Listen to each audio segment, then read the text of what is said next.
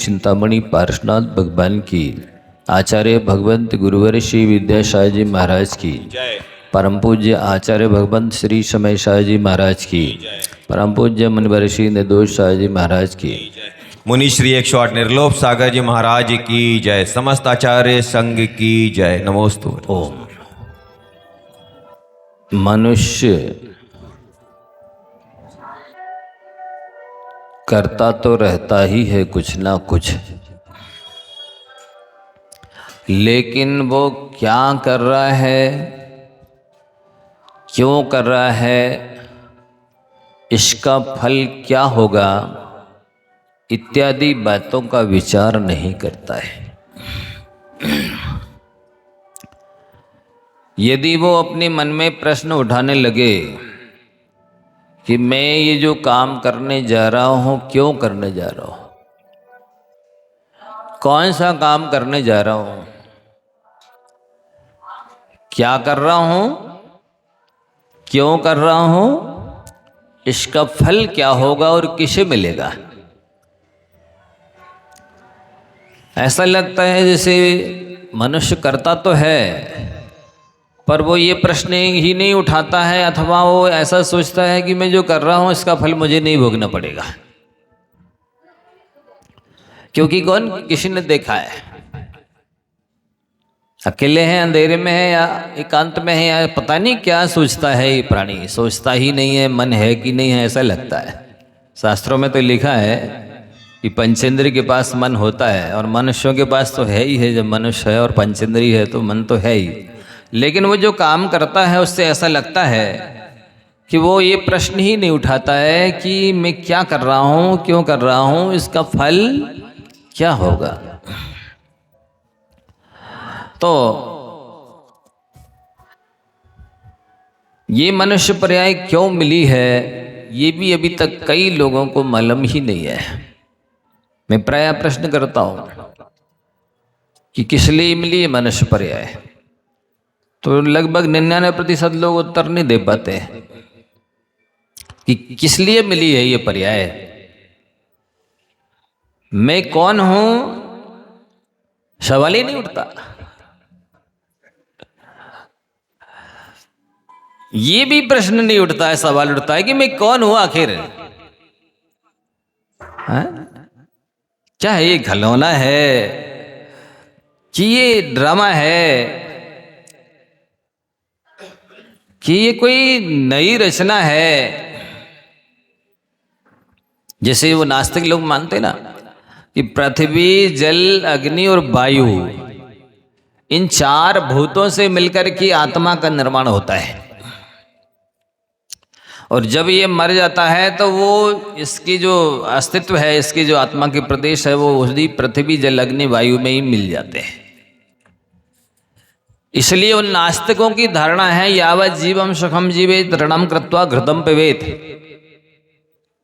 भस्मीभूतस्य देहस्य पुनरागमनम कुतो भवेत्। जब तक जीवन है सुख से जियो, मजा मौज करो, ऐसो आराम करो। नहीं, कई लोग कहते हैं यदि हम इस शरीर से भोग नहीं भोगे तो किस काम आएगा ये शरीर। क्या कहते हैं, यदि शरीर से हम भोग नहीं भोगे तो किस काम आएगा ये शरीर, मिले ही काय के लिए है। मतलब इतना भयानक अज्ञान रूपी अंधकार छाया हुआ है कि इनको यही नहीं मालूम है कि मैं कौन हूं और ये शरीर किस लिए मिला है। मैं एक तत्व हूं, आत्म तत्व हूं, जीव द्रव्य हूं, जीव नाम का अस्तिकाय हूं, जीव नाम का पदार्थ हूं और शाश्वत हूं। अभी तो यही नहीं पता। अनादि काल से हैं हम संसार में, अभी भी हैं, वर्तमान भविष्य में भी अनंत काल तक रहेंगे, यही नहीं पता। कहां से आए हैं ये भी नहीं पता कि अनादि काल से, जिसकी आदि नहीं है, शुरुआत नहीं है, तब से संसार में है, और 4 गति 84 लाख योनियों में जन्म मरण कर रहे हैं, दुख उठा रहे हैं। हमें इन दुखों से छूटना चाहिए, छूटने का पुरुषार्थ करना चाहिए।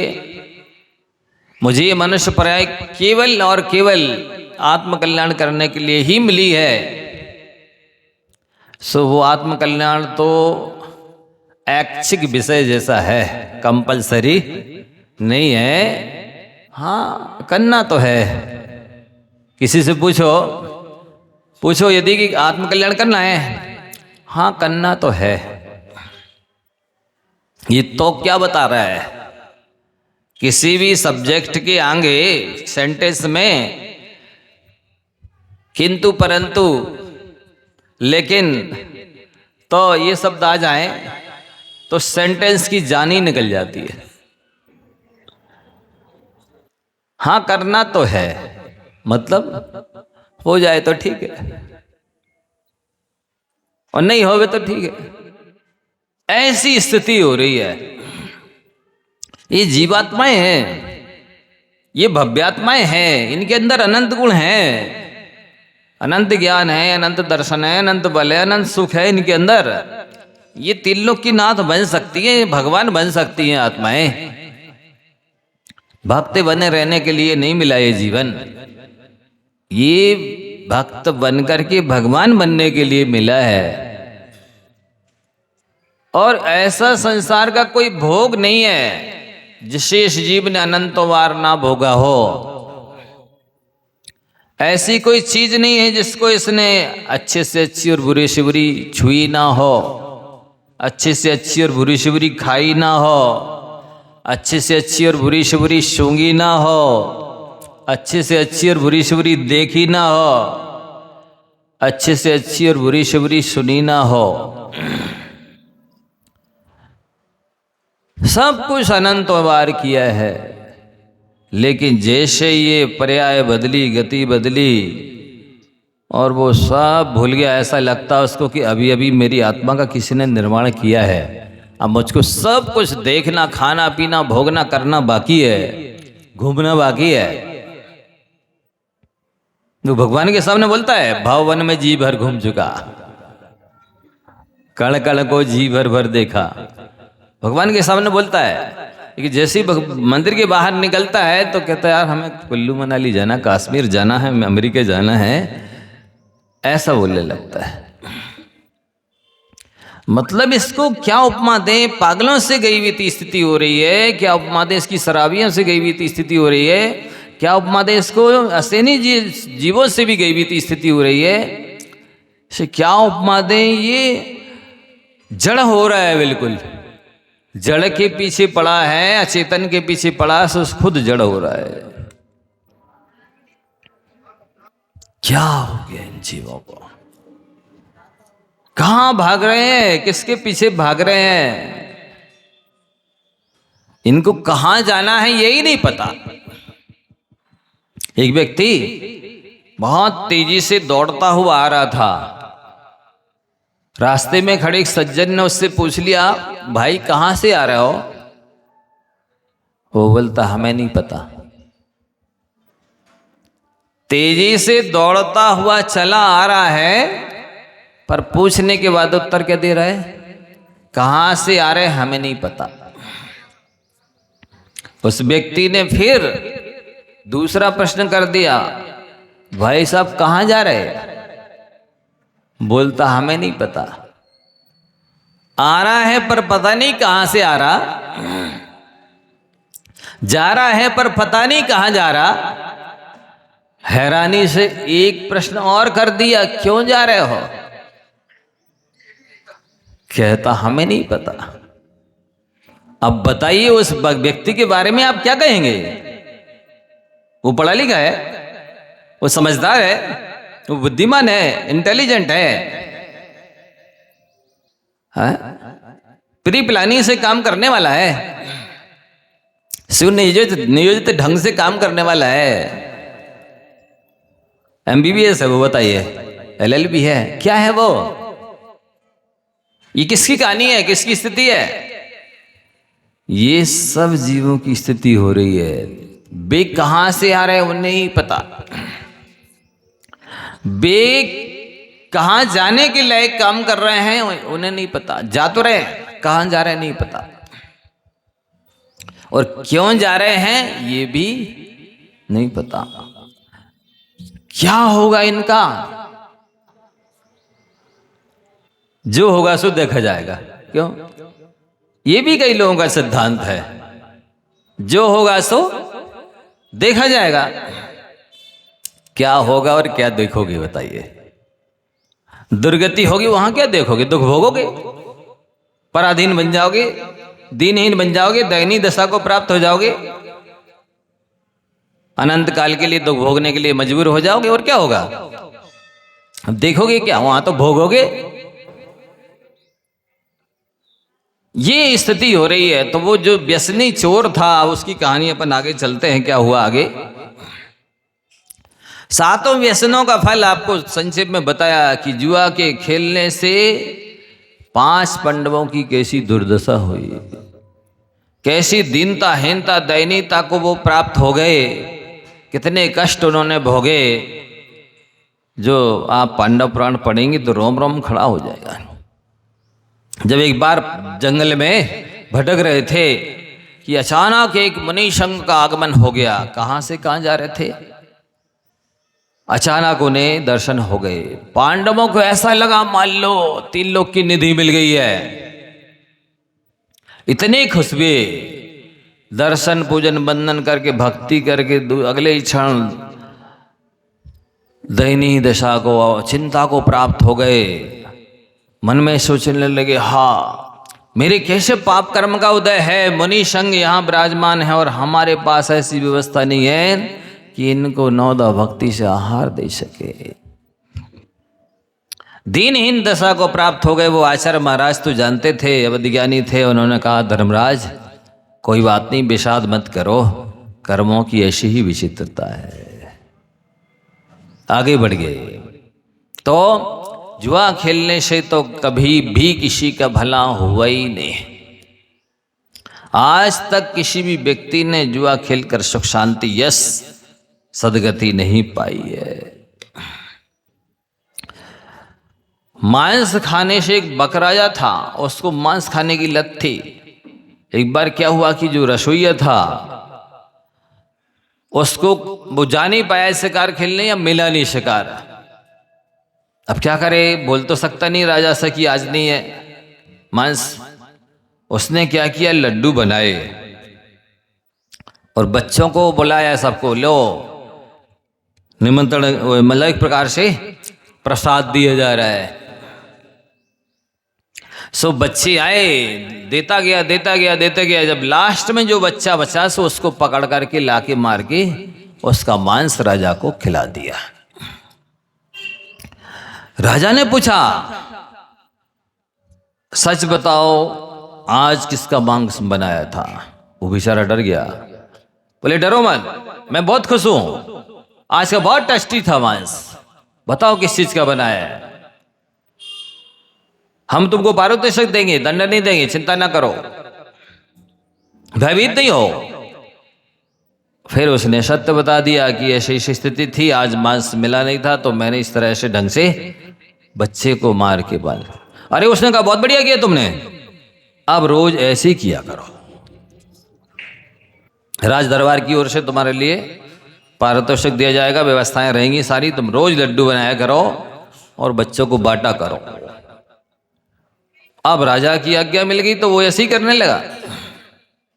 रोज लड्डू बनाता, बच्चों को देता और अंतिम जो बच्चा रहता उसको पकड़ के मार के मांस पका के राजा को खिला देता। राजा खुश होता।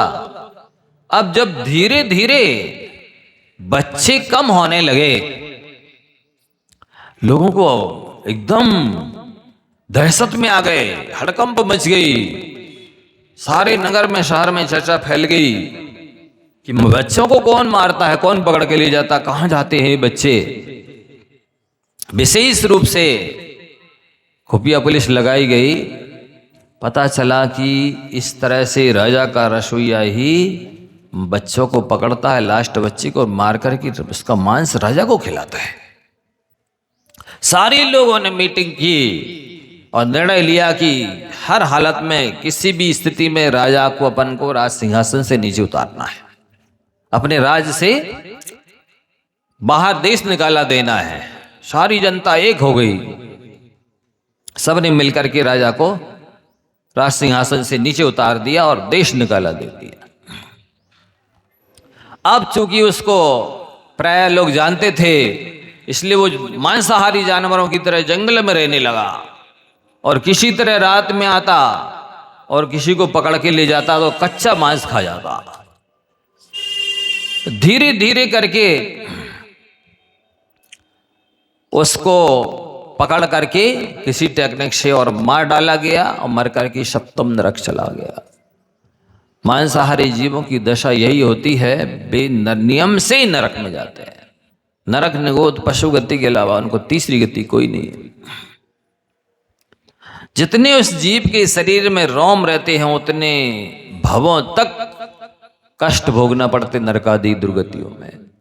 इसलिए उस दिन आपको बताया जा रहा था कि वो जो व्यसनी जीव है नरक में जब जाते हैं तो वहाँ कैसे कैसे कष्ट भोगते हैं, यही नहीं मालूम लोगों को कि हम जो करने जा रहे हैं उसके बदले में हमको कितने समय तक किस तरह के कष्ट भोगने पड़ेंगे। तो जगत का स्वभाव हुआ सम्यक वैराग्यार्थम, आचार्य उमा स्वामी महाराज जी कहते हैं कि सम्यक प्राप्त करने के लिए, संसार से भय प्राप्त करने के लिए जगत का स्वभाव बताना चाहिए।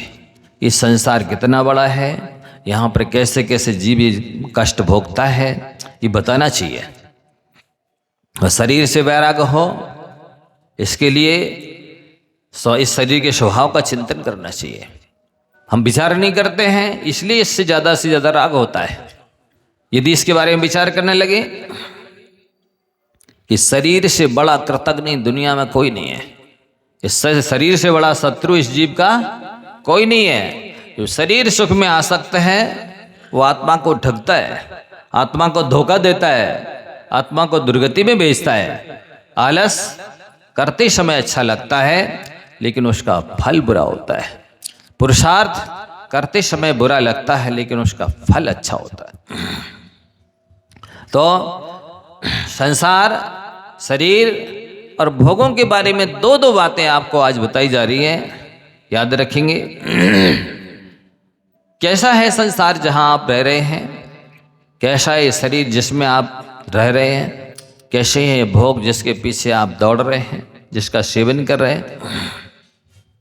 तो पहले जगत में सबसे नीचे जो नरक है वहाँ की व्यवस्था सुन लीजिए। जब ये जीव जाता है तो वहाँ पर उत्पन्न होते ही अनंत कष्ट भोगना शुरू हो जाते हैं। भोग कितनी लगती है? 3 लोक को नाज जो खाए, मिटे न भोग करा न लहाए। कहाँ पढ़ाई है? इसका मतलब है स्वर्गों में भी खेती होती होगी और नरकों में भी खेती होती होगी। क्योंकि आप लोगों ने बोला ना कि 3 लोक को नाज जो खाए, खेती होगी तभी तो अनाज मिलेगा। हाँ बोलो, होती है खेती नरकों में, स्वर्गों में? तो इसका क्या मतलब फिर? 3 लोग को नाज जो खाए, मिटे ना भोग, कड़ा ना लहाए, मतलब यहाँ की फसल वहां ले जाए। तो है कैसी तुलना, समझाओ ना हिंदी में, हम बिना पढ़े लिखे साधु हैं। कैसी तुलना की गई, कैसे लगाना कैसे घटाना?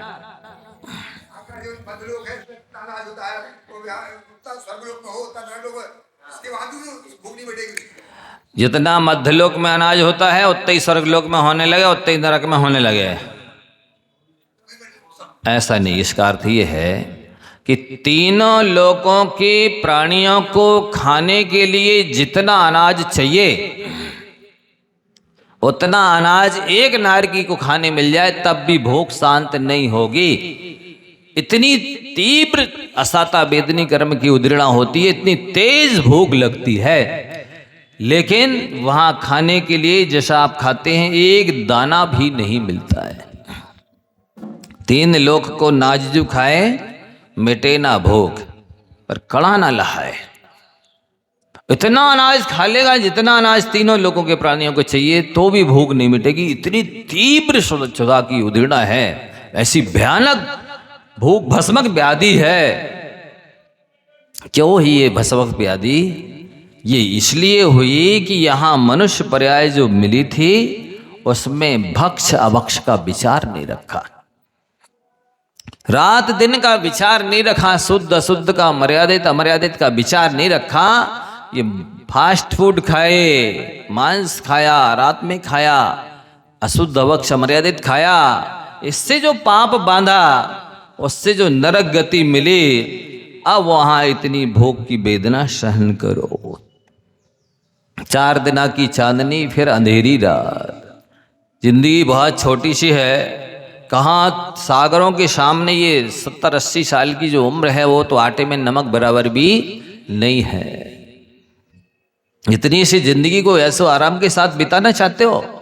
खाओ पियो मौज उड़ाओ के इस सिद्धांत को अपनाना चाहते हो? आराम करेंगे, मौज करेंगे, मस्ती करेंगे, कितने दिन के लिए कर लोगे? इसके बाद में तो नाली के कीड़े बन के बिलबिला नहीं है।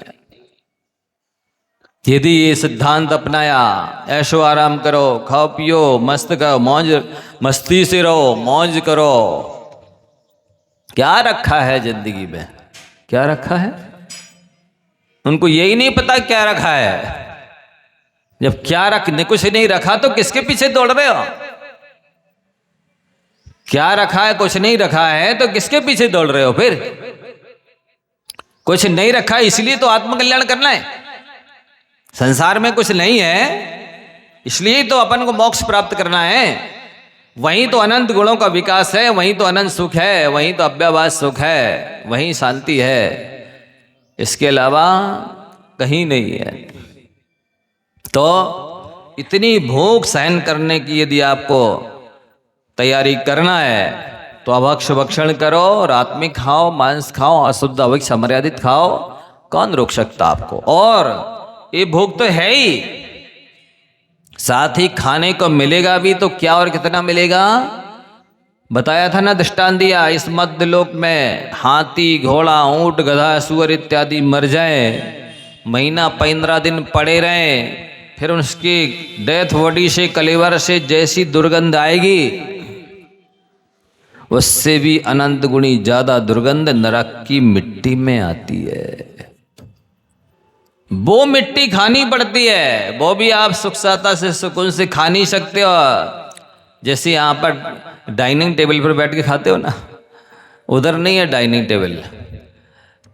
जैसे ही खाने के लिए वो तैयार होगा, उद्यत होगा, और जो सीनियर नारकी पीछे आके एक लात मारेगा उसके लिए सो लुढ़क जाएगा फुटबॉल की तरह, वो भी नहीं खा पाएगा। ऐसी भूख की वेदना कितने लंबे समय तक सहनी है? सागरों सागरों पर्यंत। सागर का दृष्टांत समझ में आया था ना कि 2 लाख योजन चौड़ा लवण समुद्र है, भरा हुआ पानी का, और बाजू में खाली समुद्र है। इस समुद्र के जल को सुई की नोक से इस तरह खाली करना है, जितने समय में ये समुद्र खाली हो जाए और वो भर जाए, उतना बड़ा एक सागर होता है। ऐसे ऐसे 33 सागर तक ये भोग भी सहनी है और प्यास भी सहनी है। कितनी प्यास? सिंधु नीर ते प्यास न जाए तो पण एक न बूंद लहाए। पूरे समुद्र का पानी एक नार की पी जाए तो भी प्यास शांत ना हो, इतनी तीव्र प्यास लगती है। प्यास क्यों लगती है?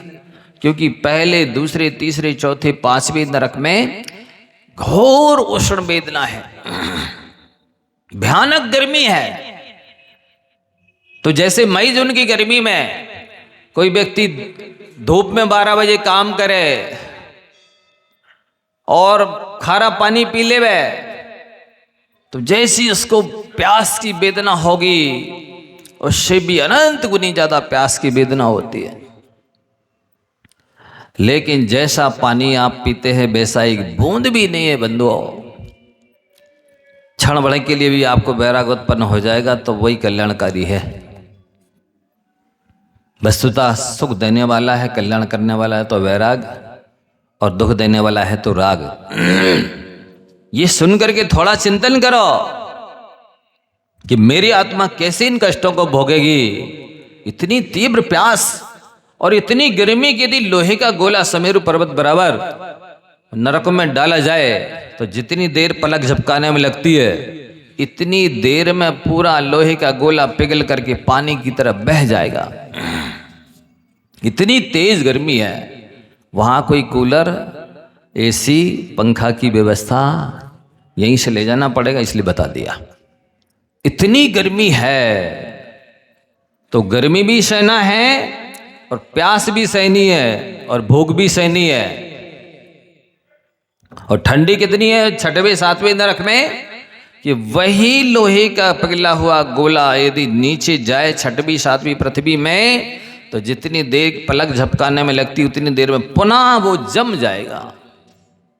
फ्रिज में जैसे पानी रख देते ना तो बर्फ जम जाता है, ऐसे जम जाएगा, ज्यों कहते हो उतना बड़ा गोला बन जाएगा। इतनी ठंडी है, कोई स्वेटर, कोई पल्ली, कोई डल्लप के गद्दे, मखमल की चादर, कुछ भी नहीं है।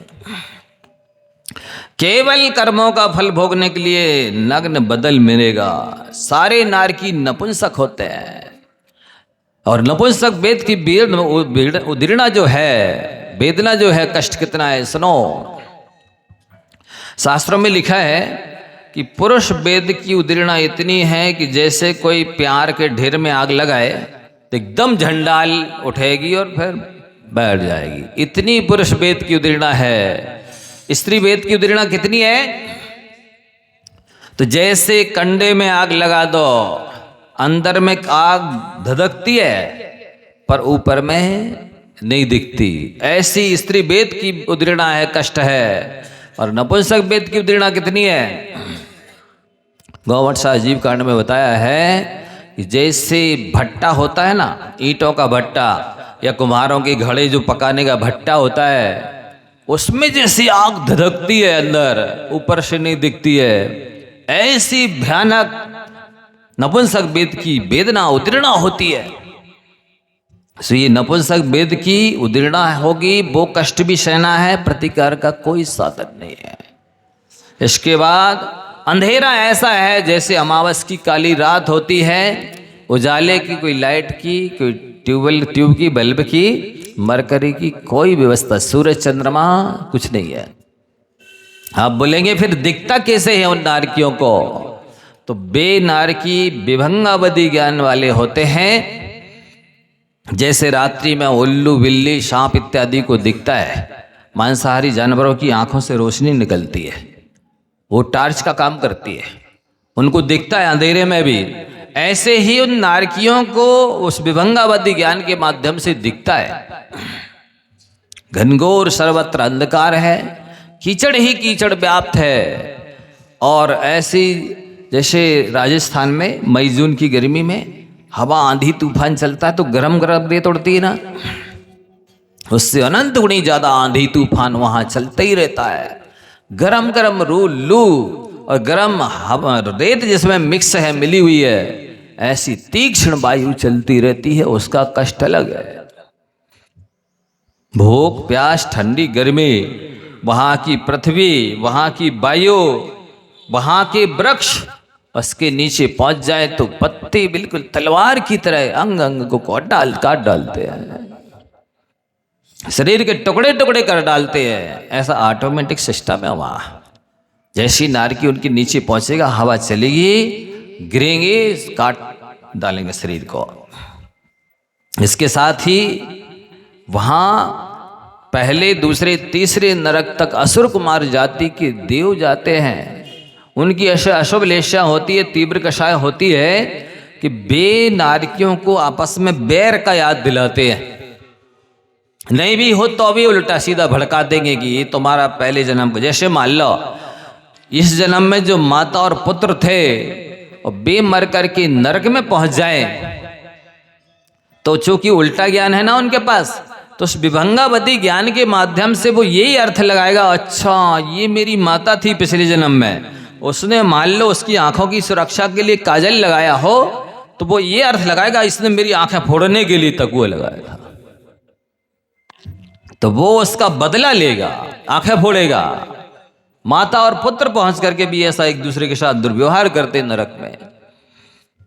इसके बाद यहां पर एक साथ 5.5 करोड़ लगभग रोग एक साथ हो गए किसी के शरीर में, जरा सी सिर में पीड़ा हो जाती है तो सब कुछ भूल जाता है व्यक्ति केवल वही पीड़ा नजर आती है, अनुभव में आती है।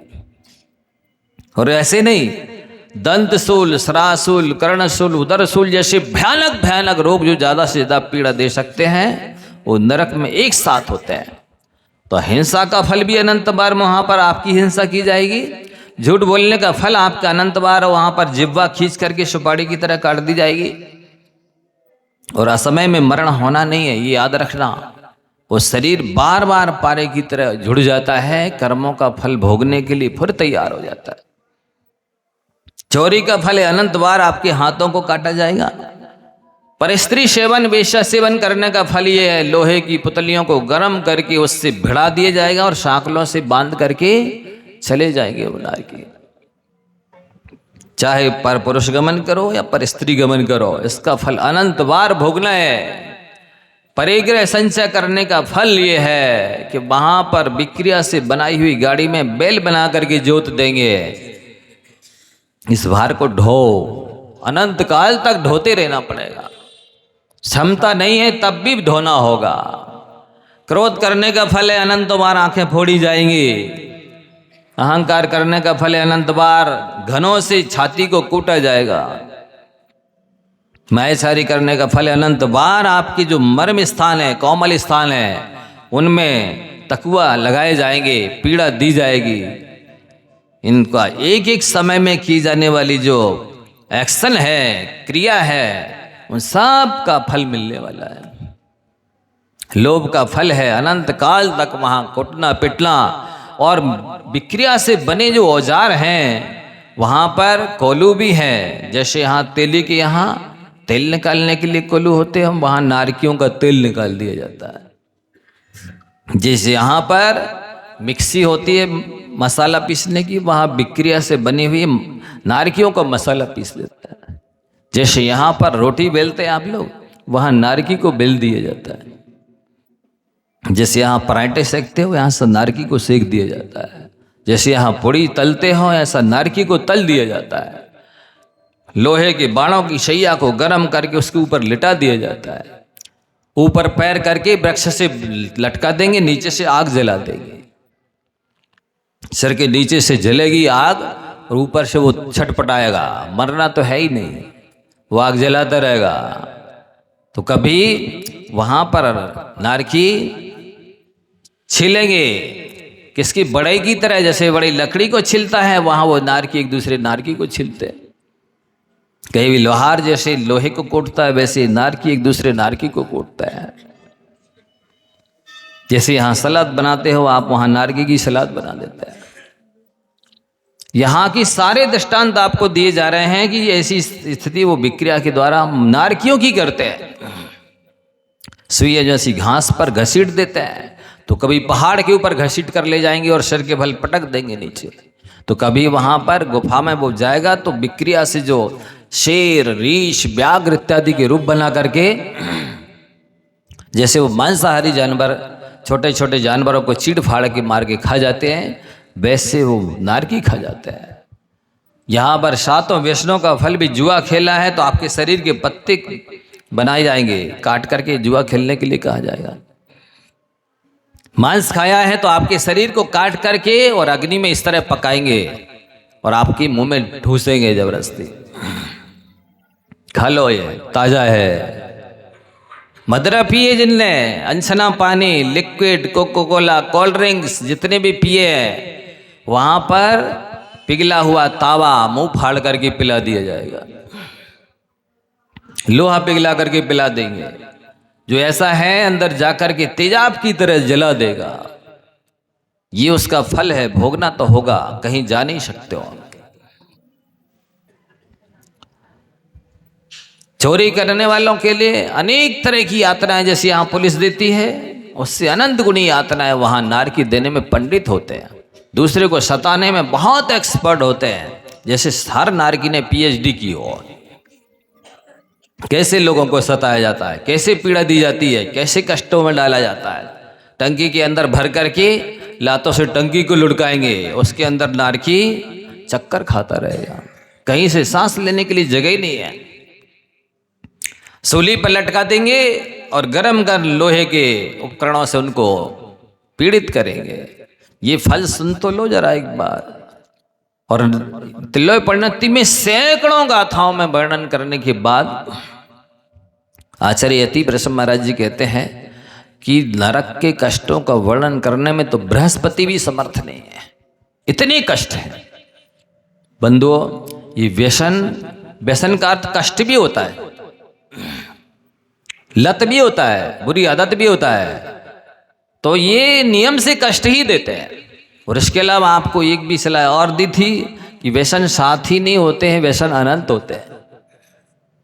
आपके जिसके बिना नहीं चलता है, आपको जिसके बिना रहा नहीं जाता है, आपको जिसकी आवश्यकता प्रतिदिन हर समय पड़ती है, जिसके बिना आप अभाव महसूस करते हैं, अधूरापन महसूस करते हैं, खाली पेट महसूस करते हैं, वो सब व्यसन है। इसलिए जैसी भी स्थिति हो, जो भी उपलब्ध हो, उसमें शांति से अपना काम चलाना चाहिए। इन व्यसनों का बुद्धिपूर्वक त्याग करना चाहिए। अब वो जो चोर है, रूपखोर चोर, जब राजा की आज्ञा से उसको घसीट करके, काला मुंह करके, सिर मड़ा करके, गधे पर बैठा करके, लाते घूसे मुक्के मारते हुए शमशान में ले गए, सूली के ऊपर उसको चढ़ा दिया। अब वो सोच रहा है, देखो शांति के बिना नीति काम नहीं करती है, विनय के बिना विद्या नहीं आती है, और साथ ही बिना निर्लोभ दशा के यश नहीं फैलता किसी का, तपस्या के बिना पूजा नहीं होती है। मैंने तो सोचा था कि ये भोजन करेंगे, लेकिन बिना पुण्य के भाग्य के भोजन भी नहीं मिलता है। अब मेरा घर भी गया और भोजन भी गया। उसको ईसा मसीह की तरह सूली पर टांग दिया गया, कीले ठोक दिए गए। 1 दिन निकल गया, 2 दिन निकल गया, 3 दिन निकल गए। बेचारा छटपटा रहा है, तड़फ रहा है, भूख प्यास लग रही है। ऊपर से गिद्ध और कौवे उसके सिर को खोल रहे हैं, नीचे से सियारों ने आके उसके पैरों को भक्षण करना शुरू कर दिया। बेचारा कोई प्रतिकार कर नहीं पा रहा है, और सब सिर खोल लिया, पैर खा लिए। अब सोचता है, देखो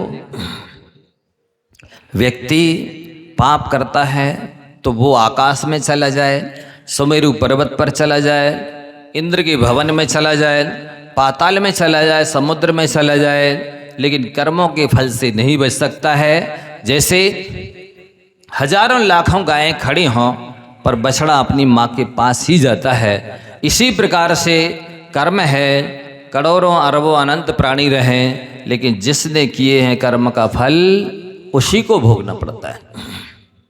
विचार करता है कि अब क्या किया जाए। फिर धीरे धीरे विचार करने लगा, देखो एक जैसे भ्रमर की दशा होती है, वो पराग चूसता है, केवल मधु शहद जिसे कहते हैं, मधुव्रत उसका नाम है।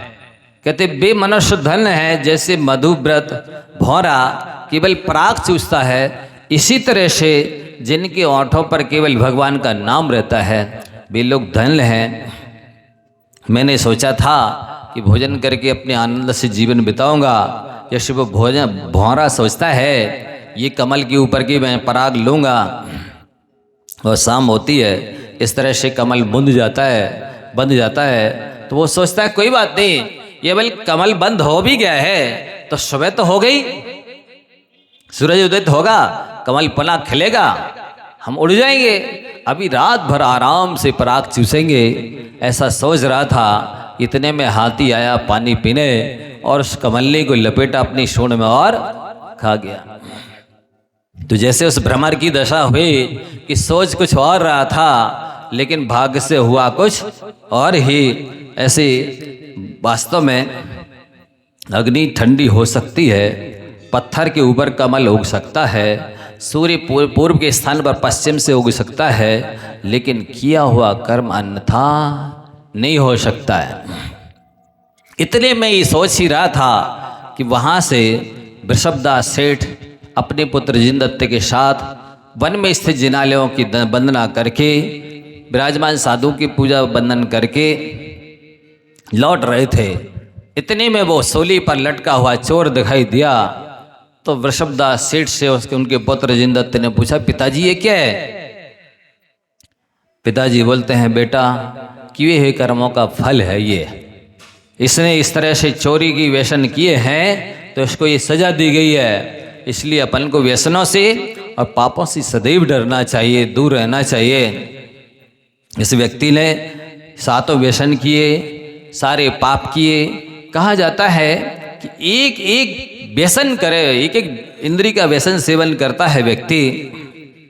जैसे हाथी होता है वो स्पर्शन इंद्री के विषय में आसक्त रहता है, तो उसको पकड़ने की टेक्निक ये होती है कि जिस रास्ते से वो आता जाता है लोग एक लंबा चौड़ा गहरा गड्ढा खोद देते हैं, तृण से आच्छादित कर देते हैं, और उधर से आना है तो उस तरफ एक हथनी खड़ी करेंगे कृत्रिम, और उसके पीछे कृत्रिम हाथी आता हुआ खड़ा कर देंगे। तो ये जो हाथी आता है वो सोचता है कि मैं उस हथनी के पाल पहले पहुंच जाऊं, वो पीछे वाला हाथी ना आ पाए, और इस तरह से दौड़ता है और धड़ाम से उस गड्ढे में गिर जाता है। गड्ढे को नहीं देखता है और उसमें गिर जाता है। तो जो पकड़ने वाले होते हैं कई दिन तक उसको भोजन पानी नहीं देते। इसके बाद में जब वो लस्त पड़ जाता है, भूख प्यास की वजह से दीनहीन बन जाता है, तब उसको निकाल लेते हैं और अपने बंधन में रख लेते हैं। फिर जीवन भर लातों की मार और अंकुश की मार खाता रहता है। एक इंद्री के वशीभूत हाथी की ये दशा होती है। रसना के वशीभूत होकर के मछली की क्या दशा होती है मालूम है? मछुआरे पकड़ते हैं, उस कांटे में आटा लगा देते हैं, मछली खाने के लिए आती है तो उस जो कांटा होता है कंठ में छिद जाता है। फिर वे मछुआरे जिस तरह धोबी शिला के ऊपर पत्थरों को पछाड़ते हैं, इस तरह मछली को पछाड़ करके और मार डालते हैं। ये एक रसना इंद्री के वशीभूत प्राणी की ये दशा हुई है। घ्राण इंद्री के वशीभूत होकर के ये भौरे की अभी कथा आपने सुनाई, अपने प्राण खो देता है। चक्षु इंद्री की वशीभूत होकर के पतंगा वो दीपक की लौ के पास आता है, उसको रोशनी अच्छी लगती है, पर उसकी लौ से वो जलता है, फिर पीछे हटता है, फिर जाता है, फिर पीछे हटता है। इस तरह वो हजारों बार जाकर के अपने शरीर को जलाता है, अंत में झुलसा देता है, अपने आप को उसी दीपक में हाम देता है, प्राण की आहुति दे देता है। कर्ण इंद्री की वशीभूत होकर के हिरण, जब वो शिकारी लोग होते हैं, पकड़ने वाले, शिकार करने वाले, वो इस तरह से बीन बजाते हैं और वो बीन की आवाज़ हिरण के लिए बहुत प्रिय होती है, और वो चित्रलिखित की तरह खड़ा हो जाता है, जैसे स्टेच्यू खड़ा है या किसी ने चित्र बना दिया है, एक रोम भी नहीं हिलता, इतना एकाग्रता से वो संगीत को सुनता है।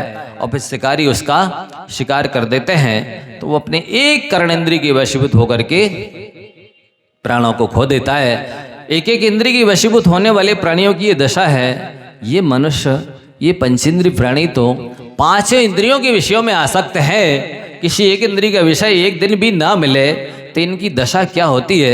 ये कितने आकुल व्याकुल बेचैन हो जाते हैं, कितने आर्द्र रौद्र ध्यान करते हैं, कितने कर्म बांध लेते हैं, कितना संसार बढ़ा लेते हैं, इन्हें नहीं मालूम। इसलिए इंद्रियों के वशीभूत नहीं होना चाहिए। आगे वो विचार करता है कि देखो मेरी ये जो दशा हो रही है, ये इन पापों का, व्यसनों का फल है। वो सेठ जी से कहता है, सेठ जी आप तो बहुत दयालु हैं, आपका जन्म तो परोपकार करने के लिए ही हुआ है, और वस्तुतः ये वास्तविकता है। शास्त्रों में लिखा है कि जो धर्मात्मा होता है, जो दयालु होता है, जो सज्जन होता है, वो नियम से परोपकारी होता है।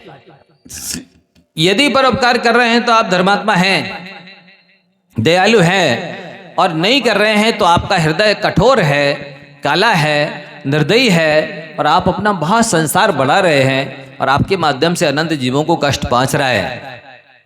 इसलिए दूसरे जो साधु हैं उनने भी 18 ग्रंथ लिखे हैं, और वो बाद में लिखते हैं यदि इन ग्रंथों को पढ़ने का या समझने का किसी के पास समय और बुद्धि ना हो तो 2 लाइन में 18 पुराणों का शास्त्र लिखते हैं, वो आप लोग भी सुन लें और 2 में से ये अपने जीवन में अवश्य उतारने की कोशिश करें। 18 पुराणेषु व्यासस्य वचनद्वयम् परोपकारा पुण्याय पापाय परपीडनम।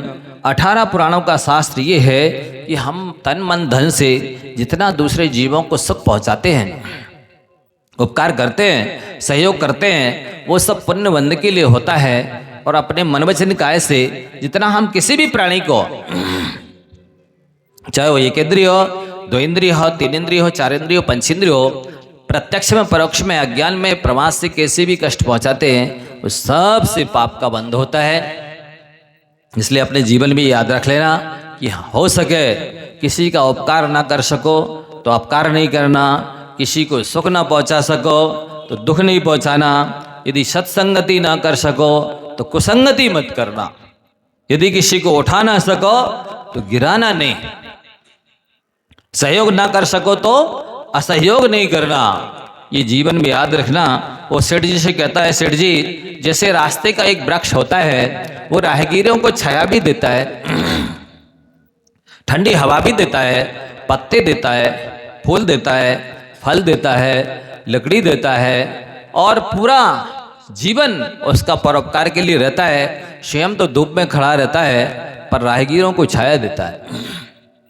इसी तरह जो धर्मात्मा होते हैं, दयालु होते हैं, करुणावान होते हैं, जिनका हृदय कोमल होता है, सफेद होता है, वे नियम से तन मन धन से परोपकार करते हैं। परोपकाराय फलंती वृक्षा, परोपकाराय दुहंती गावा, परोपकाराय वहंती नद्या, परोपकाराय शताम प्रवृत्ति है।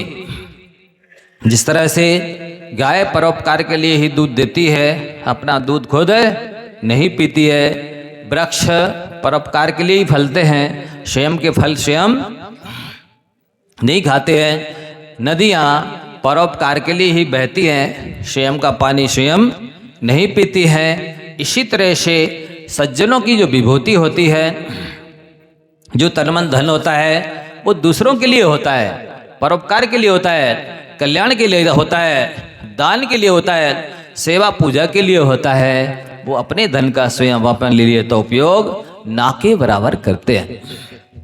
जब इस तरह से प्रशंसा की तो सेठ जी जान रहे थे कि यद्यपि इस सूली पे लटके चोर का सहयोग करना राजा के विरुद्ध कार्य करना है। राजा ने चारों दिशाओं में अपने योद्धाओं को बैठा रखा था कि जो भी इस चोर से बात करे सब उसको पकड़ के लाना, क्योंकि सारे जीवन भर की इसकी चोरी का माल उसके पास होगा और वो राजा के विरुद्ध काम करने वाला है, इसलिए उसको सजा दी जाएगी, तो पकड़ के ले आना।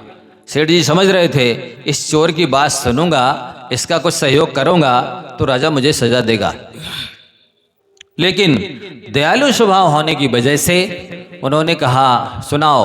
तो वो चोर कहता है, सेठ जी 3 दिन निकल गए हैं, मेरा सिर गिद्धों ने कौओं ने कोल डाला है, मेरे पैर गीदड़ों ने भक्षण कर लिए हैं, मेरा शरीर कीलों से मने छिदा हुआ है और ये प्राण निकल नहीं रही, मुझे तेज प्यास लग रही है। आप दयालु हैं, करुणावान हैं, मुझे पानी पिला दीजिए। सेठ जी यद्यपि समझ रहे थे कि ये काम पानी पिलाना गलत है, लेकिन उन्होंने फिर भी कहा देखो भाई, मैंने गुरु की 12 साल सेवा की है। कितने साल?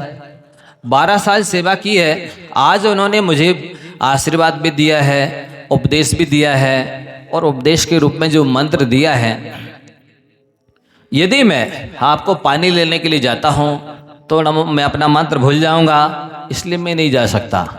चोर पूछता है कौन सा मंत्र दिया है गुरु ने, उसका क्या महिमा है, आप मुझे बताइए, मैं उसको पढ़ूंगा।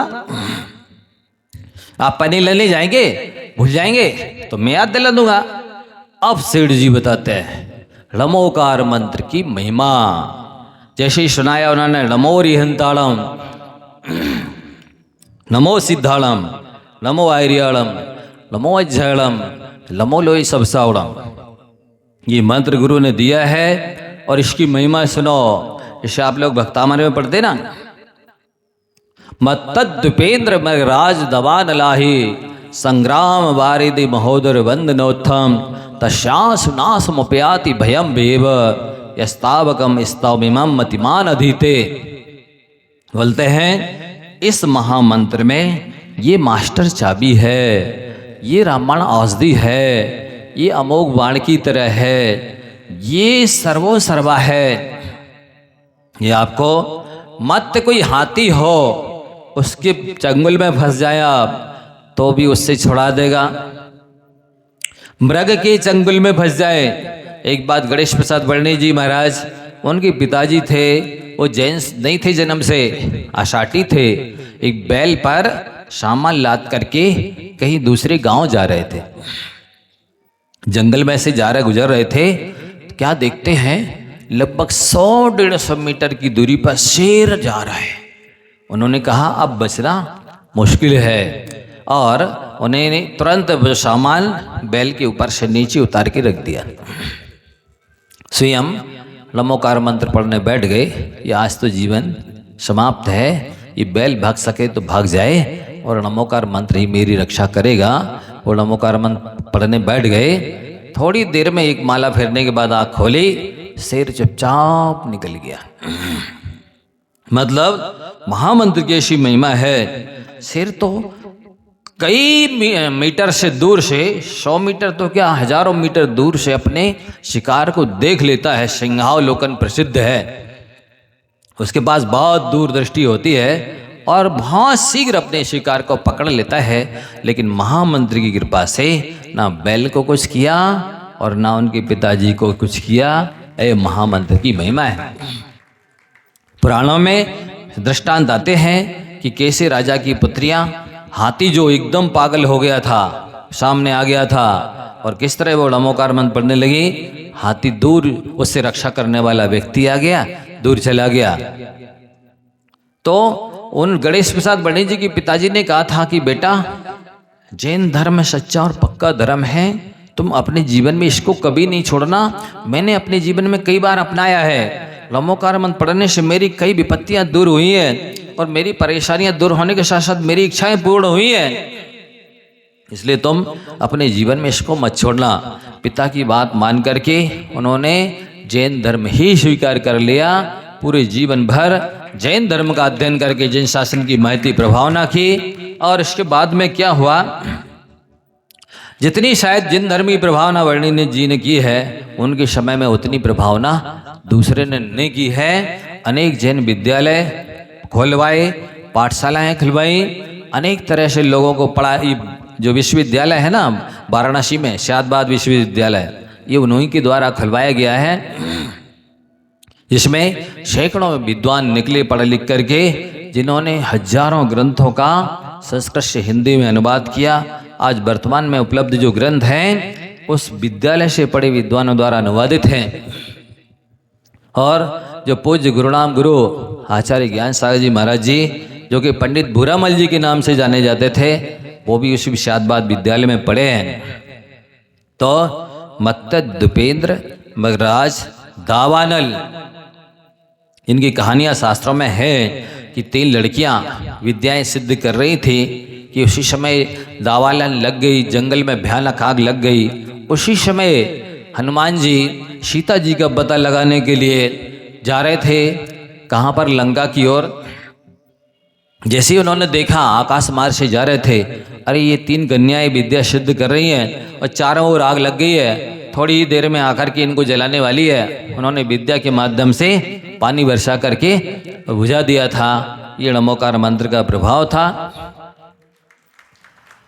सांप के बारे में आता है कि भयानक से भयानक सांप यदि आपके सामने आ जाए और आप नमोकार मंत्र पढ़ें। एक महिला ने पठारी में बताया था कि महाराज जी, सुबह सुबह काउंटिंग मशीन से हम जाप करके जैसे पलंग से नीचे पैर रखा, देखा एक बड़ा बेल्ट डला था। उसने समझा बेल्ट है, किसने रास्ते में डाल दिया, इसको उठा के टांग दें। और जैसे हाथ आगे को बढ़ाया, वो एक भयानक काला सांप था, फर्स्ट फ्लोर पर था। वो सीढ़ियों से शीघ्र नीचे उतर गया। बोले नमोकार मंत्र नहीं पढ़ रहे होते, वो उलट करके हमको काट देता। तो इसकी महिमा बहुत है। मेरे जीवन की स्वयं घटना है।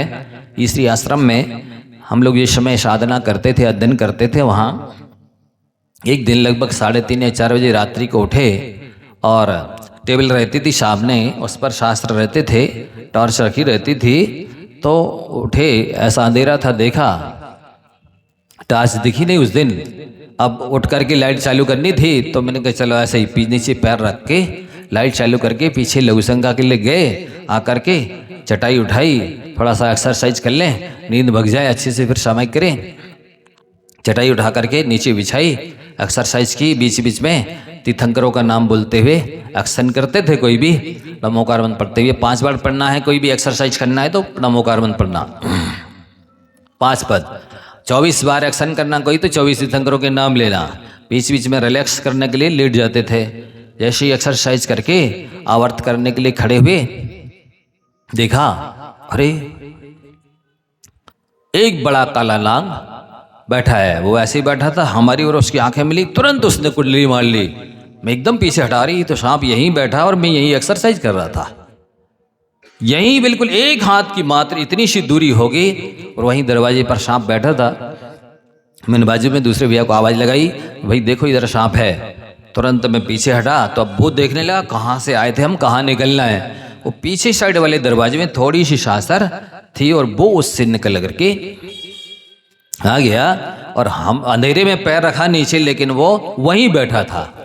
तब भी उसके ऊपर पाँव नहीं पड़ा। नमोकार मंत्र पढ़ के उठे थे और नमोकार मंत्र पढ़ते हुए एक्सरसाइज कर रहे थे, अन्यथा वो सांप हमें काट सकता था। तो मेरे जीवन की सेम घटना है। नमोकार मंत्र के प्रभाव से वहीं काल बैठा था, पर उसने मेरा कुछ भी नहीं बिगाड़ा। तो ऐसी मैं सारे दृष्टांत में क्रमशः आपको सुनाऊंगा कि किस तरह से इस महामंत्र ने जीवों की रक्षा की है और कर सकता है। अब ये इस चोर का क्या हुआ और इसकी महिमा क्या बताई, वो आपको बता करके अंत में चोर कहाँ पहुँचता है इस महामंत्र के प्रसाद से वो आपको बताया जाएगा। आज अभी समय हो गया है, आप लोग इस कार्य में डील कर रहे हैं। ये भारतीय जैन संगठन, इसके द्वारा जो बालिकाओं को छोटी बड़ी कैसी भी हों उनको शिक्षा दी जानी है, संस्कार दिए जाना है। महावीर जयंती के पूर्व 27 एवं 28 मार्च को शिवनगर में ये आयोजित किया जा रहा है शिविर। वो जो डॉक्टर साहब हैं बच्चियों को बहुत अच्छा संस्कारित करेंगे। आप लोग इस विषय में ढील ना करें, अपनी बच्चियों को शिक्षित संस्कारित करने के लिए भेजें, अन्यथा ये कार्य सफल नहीं हो पाएगा।